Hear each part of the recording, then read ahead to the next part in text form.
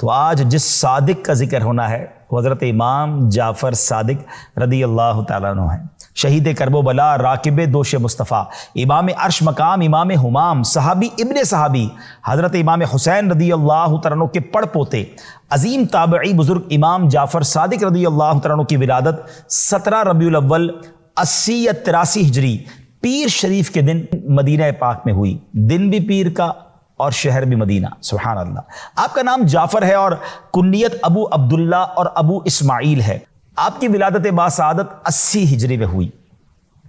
حضرت سیدنا امام جعفر صادق رضی اللہ تعالیٰ عنہ کی والدہ محترمہ کا اسم گرامی حضرت سیدتنا ام فروہ بنت قاسم بن محمد بن ابی بکر صدیق رضی اللہ تعالیٰ عنہ ہے، جبکہ آپ رضی اللہ تعالیٰ عنہ کے والد گرامی کا اسم مبارک حضرت سیدنا امام باقر بن علی زین العابدین اور بن حسین بن علی المرتضی شیر خدا کرم اللہ تعالیٰ وجہ الکریم ہے۔ یعنی آپ کا کمال دیکھیں کیسی ہستی ہیں کہ آپ والدہ کی طرف سے حضرت ابو بکر صدیق رضی اللہ تعالیٰ سے جا ملتے ہیں اور والد صاحب کی طرف سے مولا علی شیر خدا کرم اللہ تعالیٰ وجہ الکریم سے جا ملتے ہیں، سبحان اللہ۔ یعنی آپ والدہ کی طرف سے صدیقی اور والد کی طرف سے علوی فاطمی ہیں، سبحان اللہ سبحان اللہ۔ کس قدر بڑا نسب ہے آپ کا، کیا عالی خاندان ہے۔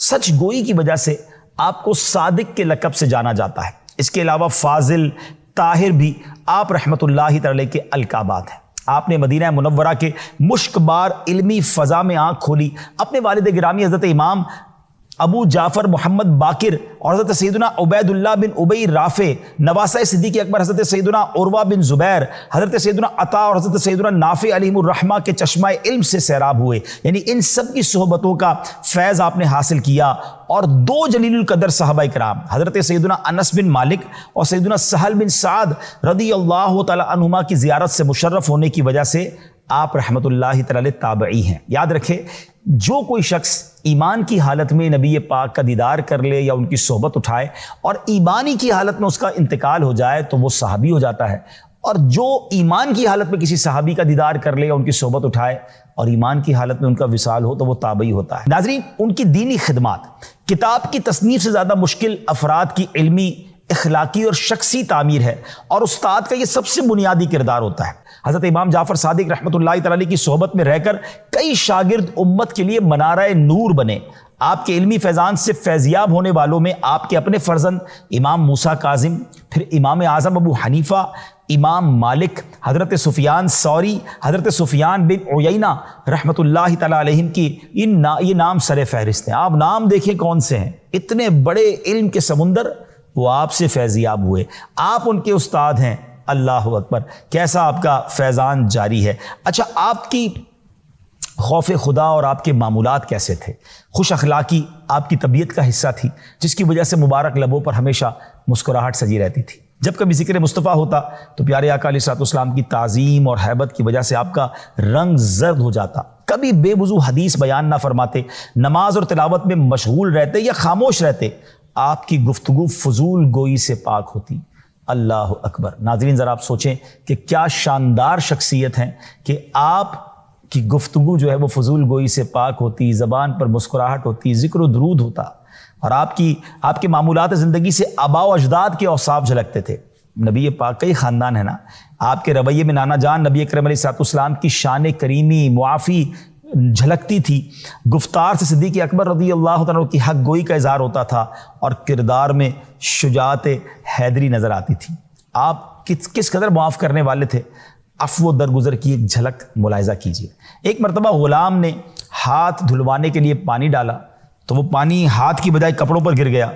آپ نے اسے نہ تو جھاڑا نہ ہی سزا دی، اسے معاف کیا، شفقت فرمائی، بلکہ آزاد ہی کر دیا۔ اللہ اکبر۔ یہ نبی پاک کا کیسا خاندان ہے کہ غلطی کرنے والے پر زیادہ مہربان ہو جاتے ہیں، زیادہ شفقت فرماتے ہیں۔ اور نبی پاک علیہ السلام کے بارے میں شاعر لکھتے ہیں نا، آتا ہے فقیروں پہ انہیں پیار کچھ ایسا، خود بھیک دیں اور خود کہیں منگتا کا بھلا۔ کیا بات ہے، سبحان اللہ۔ عاجزی کیسی کہ آپ عالی نسب ہونے کے باوجود عاجزی کا پیکر تھے۔ ایک مرتبہ امام اعظم ابو حنیفہ رحمۃ اللہ تعالی کے عظیم شاگرد، بہت بڑے عالم و صوفی بزرگ حضرت داؤد طائی رحمۃ اللہ تعالی نے آپ سے ایک بار عرض کی کہ آپ اہل بیت ہونے کی حیثیت سے مجھے کچھ نصیحت فرمائیں۔ آپ خاموش رہے۔ دوبارہ عرض کی حضور، اہل بیت ہونے کے اعتبار سے اللہ پاک نے جو آپ کو فضیلت بخشی ہے، اس لحاظ سے آپ نصیحت کیجیے، آپ کے لیے ضروری ہے۔ یہ سن کر آپ نے فرمایا میں تو خود خوفزدہ ہوں کہ کہیں قیامت کے دن میرے جد امجد، میرے آقا جناب رسول اللہ صلی اللہ تعالی علیہ وسلم میرا ہاتھ پکڑ کر یہ پوچھ نہ لیں کہ تو نے میری پیروی کا حق ادا کیوں نہ کیا، کیونکہ نجات کا تعلق نسب سے تو نہیں ہے کہ خاندان بڑا ہے تو بخشا جائے گا، اعمال صالحہ ضروری ہیں۔ اللہ اکبر۔ جب یہ عاجزی والے الفاظ حضرت داؤد طائی رحمۃ اللہ تعالی علیہ سنے تو وہ رو پڑے، اور وہ کہتے ہیں کہ جن کے جد امجد اللہ پاک کے آخری نبی صلی اللہ تعالی علیہ وسلم ہو، ان کے خوف خدا کا عالم یہ، تو میرا حال کیا ہوگا، میرا کیا بنے گا۔ اللہ اکبر۔ ناظرین، یہ اللہ والوں کی ہی باتیں ہیں۔ ہم تو چند نمازیں پڑھ لیں، تھوڑا صدقہ خیرات کر دیں، کوئی دین کی خدمت کر لیں تو پیری زمین پہ نہیں ہوتے، ہم سمجھتے جناب ہم تو بہت بڑا دین کا کام کر رہے ہیں۔ یہ اس قدر بڑی شخصیات ہیں اور اللہ کے خوف سے لرزاں و ترساں رہتے تھے۔ کاش ان کے صدقے ہمیں بھی کچھ خوف خدا نصیب ہو جائے، ہمیں بھی کچھ اخلاص نصیب ہو جائے، ہمیں بھی اللہ کی بارگاہ میں پیش ہونے کا کوئی خیال آ جائے اور ہم اپنے اعمال کی اصلاح کرنے میں کامیاب ہو جائے۔ امام جعفر صادق ظاہری اور باطنی علوم کے جامع تھے اور ریاضت و عبادت اور مجاہدے میں مشہور تھے۔ مالکیوں کے عظیم پیشوا حضرت سیدنا امام مالک رحمۃ اللہ تعالی علیہ فرماتے ہیں، میں ایک زمانے تک امام جعفر صادق رحمۃ اللہ تعالی علیہ کی خدمت بابرکت میں آتا رہا، میں نے ہمیشہ آپ کو 3 عبادتوں میں سے کسی ایک میں مصروف پایا، یا تو آپ نماز پڑھتے ہوئے نظر آتے، یا تلاوت قرآن میں مشغول ہوتے، یا پھر روزہ دار ہوتے، یعنی 3 میں سے کسی ایک عبادت پہ ہم مصروف رہتے تھے۔ ہم غور کریں، ہم میں سے بہت سارے وہ ہیں جو کسی نہ کسی گناہ میں مصروف ہوتے ہیں، جن کو دیکھو کبھی یہ گناہ کر رہے ہوں گے، کبھی یہ غفلت کا کام اس میں نہیں ہوں گے تو یہ کر رہے ہوں گے۔ اور اللہ والوں کی لائف ڈسکرائب کیسے ہو رہی ہے، ڈیفائن کیسے ہو رہی ہے، بیان کیسے ہو، کہ 3 میں سے کوئی ایک کام کر رہے ہوں گے، یا تو روزہ دار ہوں گے، یا تلاوت کر رہے ہوں گے، یا نماز پڑھ رہے ہوں گے۔ کاش میرے اور آپ کے معمول بھی ایسے صاف ستھرے ہو جائیں۔ اچھا، سخاوت کیسی کہ آپ لوگوں کو اس قدر کھلاتے کہ اہل خانہ کے لیے بھی کچھ باقی نہ رہتا تھا۔ اور یہ نبی پاک کی اداؤں کا ایک حصہ انہیں ملا ہے نا، کہ میرے آقا جواد ہے نا، بعض اوقات اپنی ذات پر خرچ نہ فرماتے، دوسروں پہ خرچ فرماتے اور خوب عطا فرماتے۔ سبحان اللہ۔ اچھا، آپ کی ایک اور کرامت سنیے گا۔ خلیفہ منصور نے ایک بار اپنے بیٹوں کو حکم دیا کہ امام جعفر صادق کو میرے روبرو پیش کرو تاکہ میں ان کو قتل کر دوں۔ وزیر نے منع کیا کہ دنیا کو خیر آباد کہہ کر جو شخص عزلت نشین ہو گیا اس کو قتل کرنے کا کیا فائدہ ہے، وہ تو ویسے دنیا چھوڑ چکے ہیں، وہ عبادت میں مصروف رہتے ہیں۔ خلیفہ نے غضبناک ہو کر کہا کہ میرا حکم ماننا ضروری ہے، انہیں لے کر آؤ۔ حضرت امام جعفر صادق کو جب لایا گیا تو جیسے ہی وہ دربار میں آئے تو منصور نے اپنے غلاموں کو پہلے ہی کہہ دیا، جیسے میں سر سے تاج اتاروں نا، تم نے امام جعفر صادق رضی اللہ تعالیٰ کو قتل کر دینا ہے۔ مگر جب امام جعفر صادق اس کے دربار میں آئے تو آپ کی عظمت و جلال نے خلیفہ کو اس قدر متاثر کیا کہ وہ پہلے تو استقبال کے لیے کھڑا ہو گیا، نہ صرف صدر مقام پر حضرت امام جعفر صادق کو بٹھایا بلکہ آپ کے سامنے بیٹھ کر عرض کرنے لگا، حضور کو میرے لیے حکم فرمائے، کوئی آپ نے ارشاد ہو تو فرمائے۔ تو آپ نے فرمایا میرے سب سے اہم ضرورت اور حاجت یہ ہے کہ آئندہ کبھی مجھے دربار میں نہ بلانا، میری عبادت اور ریاضت میں خلل واقع ہوتا ہے۔ منصور نے وعدہ کیا کہ حضور پھر کبھی آپ کو تکلیف نہیں دوں گا، بڑی عزت کے ساتھ بڑے احترام کے ساتھ آپ کو رخصت کیا۔ اس کے بعد خلیفہ منصور 3 دن تک بے ہوش رہا، اتنا اس کے اوپر روب طاری ہو گیا کہ وہ 3 دن تو بے ہوش رہا۔ خلیفہ کی حالت دیکھ کر وزیر اور غلام حیران، جب وہ ہوش میں آیا تو پوچھا کہ آپ نے تو کہا تھا کہ قتل کرنا ہے، اور جب وہ آئے تو آپ تو ان کے آگے بچھے جا رہے تھے، اتنی عزت دی ان کو آپ نے۔ تو وہ کہہ رہے ہیں بات یہ کہ جب امام جعفر آئے تھے نا، تشریف لائے تھے، تو ان کے ساتھ ایک بہت بڑا اژدہا مجھے نظر آ رہا تھا، اتنا بڑا اس کا منہ تھا کہ وہ مجھے میرے پورے چبوترے میرے پورے اسٹیج کو بھی کھا جاتا، اور اس نے مجھے کہا کہ اگر تم نے ذرا سی بھی گستاخی کی تو چبوترے سمیت تمہیں نگل جاؤں گا۔ مجھ پر ایسی دہشت طاری ہو گئی اور میں نے آپ سے معافی مانگی۔ اللہ اکبر۔ ناظرین ذرا سوچئے، یہ مقام ہے آپ کا کہ اللہ والوں کی طرف کوئی میلی نظر دیکھتا ہے نا، وہ احادیث میں مضمون ملتا ہے نا، جو اللہ کے کسی ولی سے دشمنی کرے تو اللہ اسے اعلان جنگ فرماتا ہے۔ آئے ہائے۔ ایک اور کرامت سنی۔ ایک شخص کا بیان ہے کہ ہم تابعی بزرگ حضرت امام جعفر صادق رحمۃ اللہ تعالی کے ساتھ حج کرنے جا رہے تھے، راستے میں ایک جگہ ہم کھجور کے سوکھے درختوں کے پاس ٹھہرے تو امام جعفر صادق رحمۃ اللہ تعالی نے آہستہ سے کچھ پڑھا، کہتے ہیں میں سمجھ نہیں سکا آپ نے کیا پڑھا۔ آپ نے سوکھے ہوئے درختوں سے فرمایا اللہ پاک نے جو ہمارے لیے تم میں جو ہمارے لیے رزق پیدا فرمایا وہ ان میں سے ہمیں کھلاؤ۔ اس وقت میں نے دیکھا کہ کھجوروں کے گچھے آپ رحمۃ اللہ تعالی کی طرف جھک رہے ہیں، سوکھے درخت تھے اور اب کھجوروں کے گچھے جھک رہے ہیں۔ آپ نے مجھ سے فرمایا کھاؤ، میں نے اس سے پہلے اتنی مزیدار کھجوریں کبھی نہیں کھائی تھی۔ وہ بزرگ کہتے ہیں میں نے اس سے پہلے اتنی مزیدار کھجوریں کبھی نہیں کھائیں۔ حضرت سیدنا امام جعفر صادق کیسے مستجاب الدعوات تھے، آپ دعا کرتے وہ کیسے قبول ہوتی تھی؟ ایک آدمی آپ کے پاس آیا، کہتا ہے حضور دعا کر دیں اللہ مجھے اتنا مال دے کہ میں ہر سال بہت سے حج کروں، میں بہت سے حج کروں۔ آپ نے دعا کی اللہ اسے بکثرت مال دے دے، اتنا دے دے کہ زندگی میں 50 حج کرے۔ چنانچہ سے اتنا مال ملا کہ اس نے پورے 50 حج کیے۔ 51 بار جب حج پر گیا تو جحفہ کے مقام پر غسل کے لیے نہر میں گیا تو پانی کی تیز موجیں اسے بہا کر لے گئیں اور وہ اسی میں ڈوب کر فوت ہو گیا۔ اللہ اکبر۔ ناظرین آپ دیکھیں یہ دعا کیسی تھی کہ 50 حج اسے نصیب ہوئے۔ حضرت سیدنا امام جعفر صادق رحمۃ اللہ تعالی علیہ مکہ پاک میں ایک دن کہیں تشریف لے جا رہے تھے تو راستے میں اپنی گائے کے مرنے پر ایک عورت رو رہی تھی۔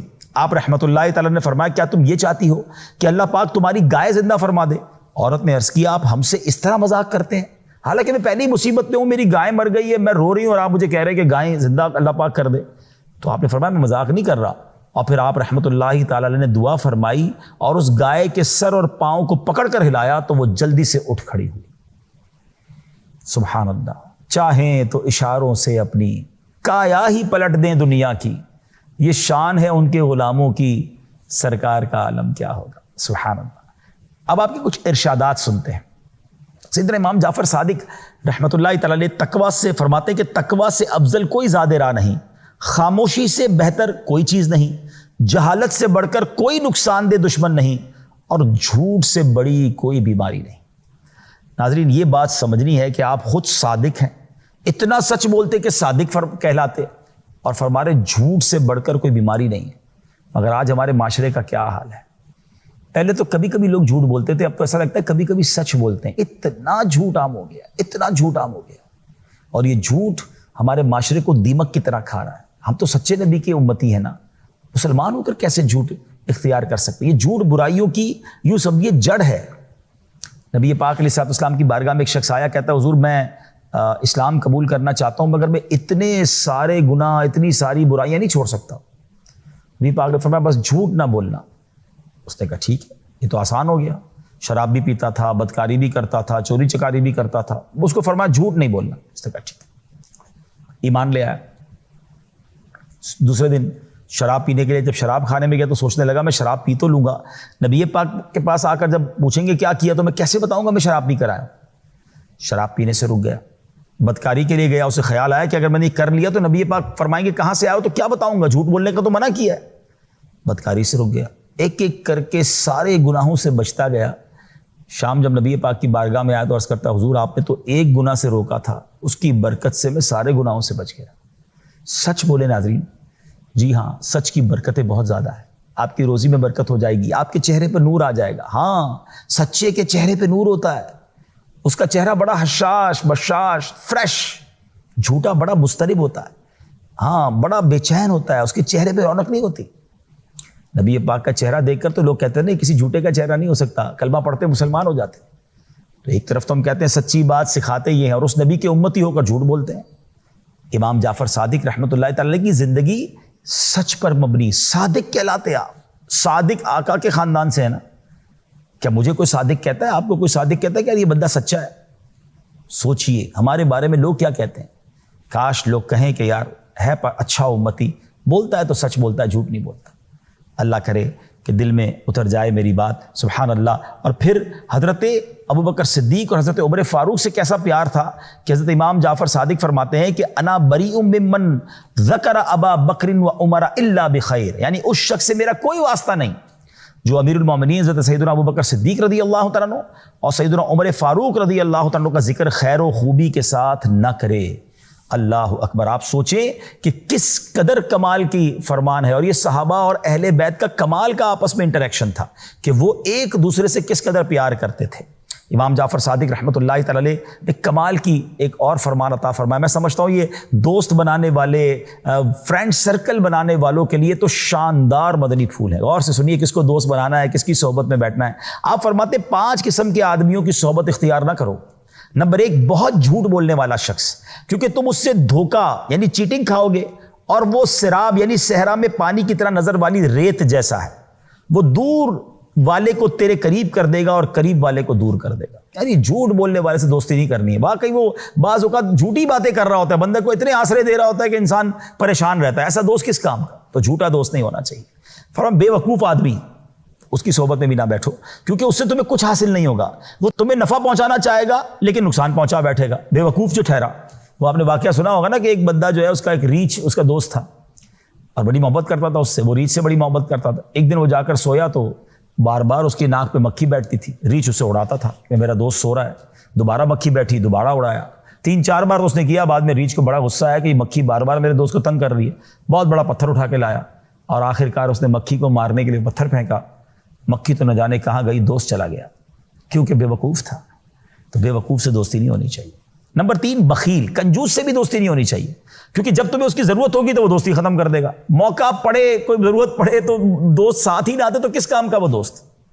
تو سخی ہونا چاہیے دوست، بخیل نہیں ہونا چاہیے. نمبر 4، بزدل شخص، اس سے بھی دوستی نہیں ہونی چاہیے، کیونکہ یہ شخص مشکل وقت میں تمہیں چھوڑ کر بھاگ جائے گا. اور ایسا ہوتا ہے جب کوئی مشکل وقت آتا ہے تو پہلے ہی وہ بزدل تھا تو وہ ہم سے پہلے بھاگ جاتا ہے. نہیں، بہادر دوست ہونے چاہیے. فرمایا فاسق شخص، کیونکہ وہ تمہیں ایک لقمے یا اس سے بھی کم قیمت میں بیچ دے گا. کسی نے پوچھا لقمے سے کم کیا ہے؟ فرمایا لالچ رکھنا اور اسے نہ پانا. یعنی فاسق جو ہوتا ہے نا، جو اللہ کا نافرمان ہے، وہ ہمارا فرما بردار کیسے ہو سکتا ہے؟